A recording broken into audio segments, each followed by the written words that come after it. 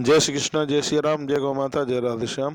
आप देख रहे हैं तुलसी तपोवन यूट्यूब चैनल और इस वीडियो में हम चर्चा कर रहे हैं पूष मास के कृष्ण पक्ष की सफला एकादशी की व्रत कथा।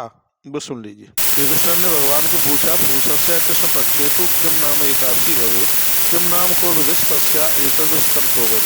तो भगवान पूष मास के कृष्ण पक्ष में होने वाली एकादशी का नाम क्या है, उसकी कौन सी विधि है, इस बात को आप विस्तार पूर्वक कहिए। हे स्वामी, इस बात को आप मुझे विस्तार पूर्वक बताइए। तब भगवान श्री कृष्ण बोले। भगवान कृष्ण ने कहा, कथिष्यामि राजेंद्र भगवता श्री वंदना कृष्णमेन तथा राज्यन यद्वै वनु दक्षिण। भगवान कहते हैं कि मैं इस एकादशी के बारे में बताता हूँ राजन, मुझको दक्षिणा तथा बहुत यज्ञों से भी अपनी संतुष्टि नहीं होती, जितना कि एकादशी का व्रत करने से मुझे संतुष्टि होती है। इसलिए हर प्रकार के प्रयत्न करके एकादशी का व्रत करना ही चाहिए।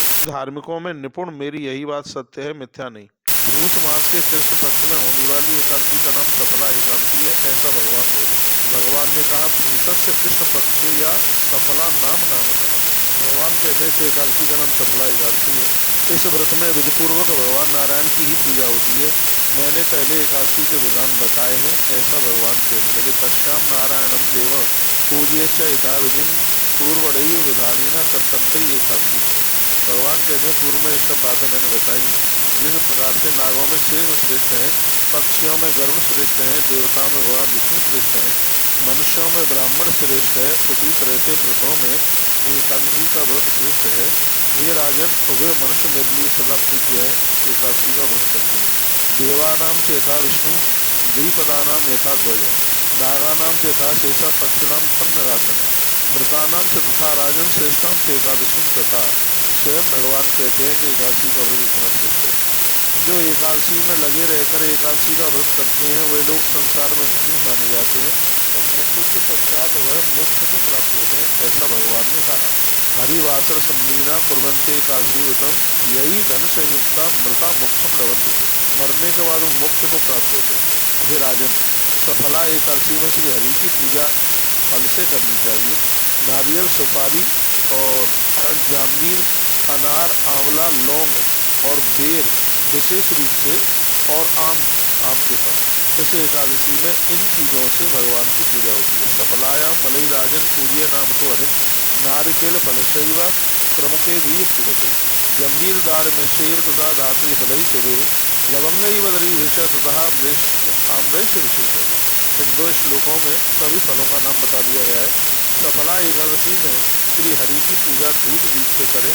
विशेष रूप से भगवान को इसमें दीप दान करने की बड़ी महिमा है, इसलिए दीप दान करना बिल्कुल भी न भूलें। सफलायाम विशेषण दीप दानम कारय। एक बार फिर सुन लें। इस एकादशी में दीपदान जरूर करें। रात्रि में वैष्णवों के साथ जागरण करें, कीर्तन करें। यदि कोई रात्रि में एक निमिष भी जागरण करता है तो उसको प्राप्त होने वाले फल को क्या फल मिलेगा। अब उसके समान न तो कोई यज्ञ है, न कोई इसके समान तीर्थ है। सभी व्रत एकादशी व्रत के सुलभ भाग के लिए बराबर नहीं है।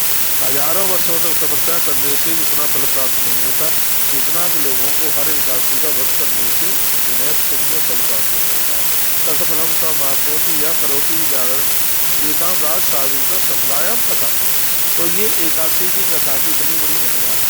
तब भगवान श्री कृष्ण ने कथा सुनाई का मायस्मती नगरी एक विख्यात नगरी है, तो वहाँ पर कोई था चंपावती नाम का। तो उस राजा के 5 पुत्र थे। उनमें से जो सबसे बड़ा था वह सदा पाप कर्म करता था, पर स्त्रीगामी, वैश्यगामी और मदरा पीने वाला था।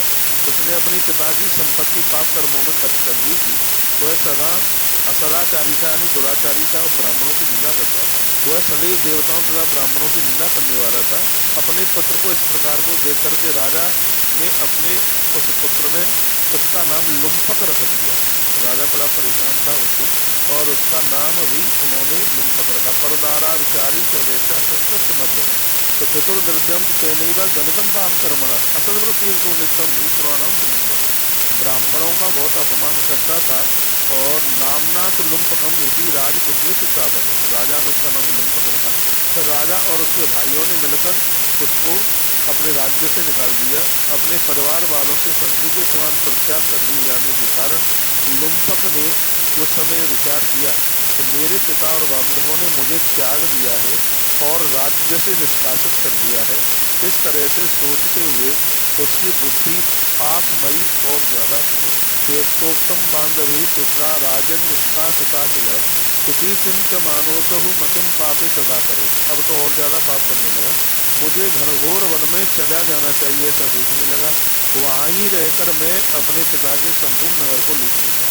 इस तरह से विचार करके लुम्पक देव योग से उस नगर से निकल गया और घोर वन में जाकर के चला गया। निजगाम पुरातश्याम गतो तो गहने गमो। घोर वन में चला। वह जीवों की हिंसा करने लगा, चोरी करने लगा, जुआ खेलने लगा। इतने कुकर्म उसके पास में चल करके आ गए। जीव धातृतो नित्यम स्त्रिय धूत बला निधि सर्वम च नगरम तेना मूषितम पाप कर्मणा। वह पाप कर्म करते हुए संपूर्ण नगर को लूट लिया करता था। चोरी करने के लिए जाते हुए उसको रात्रि में गुप्तचरों ने एक दिन पकड़ लिया। जब उसने बतलाया कि मैं राजा महेशमती का पुत्र हूँ, उवाच कांत तो हम वही राज्यो महस्तस्य च।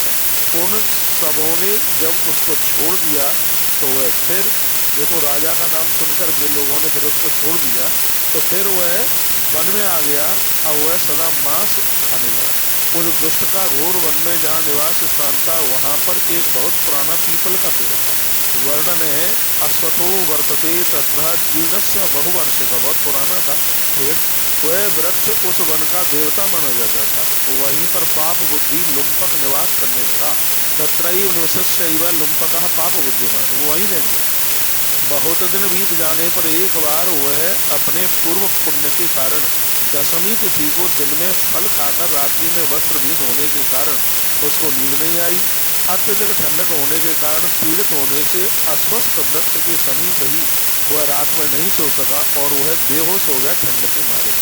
लिखा है पीड़िया मानोत शीते न हरि वृक्ष समीपता न निद्रा में सुखम तस्या गत प्राण शिवा भवत। तो वो बेहोश हो गया। अपने दांतों से मुख को ढककर उसने रात बिताई। सूर्योदय हो जाने पर भी उसको होश नहीं आया। बेहोश पड़ा हुआ लुम्पक सफला एकादशी के दिन दोपहर की बेला में वो होश में आ गया। लुम्पको गत संगस्तु सफला याद ने तथा रवऊ मध्यम गतशैव संज्ञाम लेवे च लुम्पका। दोपहर के समय में होश में आया। दुखी वह इधर उधर देखकर अपने आसन से उठा। उसके पैर बार बार लड़खड़ा रहे थे और अपांगों की तरह वह चल रहा था। हे राजन, वह फलों को लाया। जब तक वह वहाँ आया उसी समय सूर्यास्त हो गया। हे पिता, अब क्या होगा यह कहकर उसने विलाप किया। उस वृक्ष की जड़ में वह बहुत से फलों को रख दिया। उसने कहा कि इन फलों से भगवान लक्ष्मीपति प्रसन्न होंगे। यह कहकर लुम्पक रात में नहीं सो पाया। इसी को भगवान विष्णु ने उसका रात्रि जागरण मान लिया।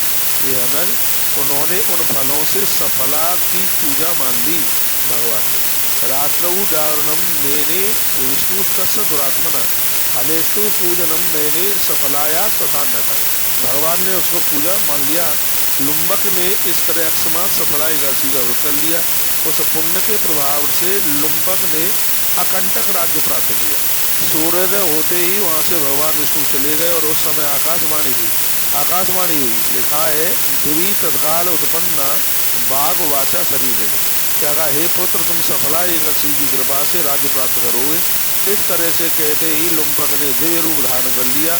उसकी अत्यंत वैष्णवी बुद्धि हो गई। वह दिव्य अलंकारों से सुशोभित हो गया और अकंटक राज्य उसको प्राप्त हो गया। मद्रासी तदस्तस्या परमा वैष्णवी नप विद्याभरण सौभाग्यो लेवे राजमख कंटक। उसने 15 वर्ष तक राज्य किया। भगवान विष्णु की कृपा से उसको मनोहर पुत्र तथा पत्नी प्राप्त हो गए। उसने शीघ्र राज्य छोड़ दिया। उसको अपने पुत्र को राज्य सौंप दिया।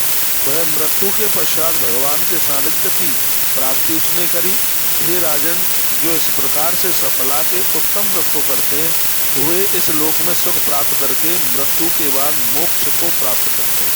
एवं यह कुरते राजन सफला व्रतम उत्तमम यह लोके सुखम प्राप्त मृतो मोक्ष माप्नुया। मरने के बाद में उन्हें निश्चित रूप से मोक्ष प्राप्त होता है। सफला एकादशी व्रत करने वाले मनुष्य धन्य हैं, उनका जन्म धन्य है। यह वर्णन किया गया है। बड़ी अद्भुत बात कही गई है। अन्यास्ते मानवा लोके सफलायाम च जगता तेषाम च सफलम जन्मा नाथ कार्य विचारणा। उनके विषय में कोई भी विचार करने की कोई भी आवश्यकता नहीं है। तो भगवान के बहुत बड़ी कृपा पात्र हैं जो व्यारत का व्रत करते हैं। हे राजन, इस कथा को पढ़ने से, इस कथा को सुनने से तथा एकादशी का व्रत करने से राजसी यज्ञ करने का फल मनुष्य को तत्काल प्राप्त हो जाता है।